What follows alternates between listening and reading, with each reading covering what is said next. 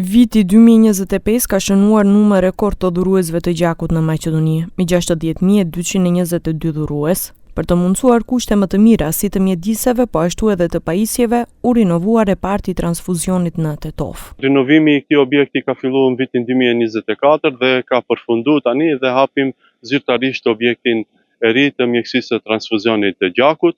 Është një qendër ndër 4 qendrat më të mëdha në nivel të shtetit, shkaku se mjekësia e transfuzionit ka qendrën e Manastirit, ka qendrën e Shtipit, të Tetovës dhe qendrën në Shkup, ku shërben pacient në mënyrë ambulantore, njështu edhe grumbullohet gjak dhe përpunohet në qendrën e Tetovës. Që viti që lam pas ishte viti ku arrit rekord sa i përket numrit të dhuruesve të gjakut, gjithsej 60.222 dhurues kishim vjet në nivel të Republikës Maqedonisë së Veriut. Ministri i Shëndetësisë Azir Aliu tha se përpos hapësirave moderne ka edhe teknologji të avancuar, ndërsa ai pret që së shpejti të hapet edhe konkursi për punësim që kjo qendër të plotson mungesat e kuadrit që i ka. Sot jemi këtu për të inauguruar hapësirat e reja për transfuziologji, që janë edhe në aspekt fizik moderne dhe në aspekt teknologjik të moderne dhe në përputhje me nevojat që i kemi këtu në Tetov.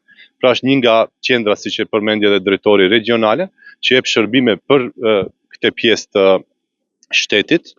Uroj që më tej të vazhdojmë edhe në shtyllën e dytë në aspektin e kapaciteteve njerëzore.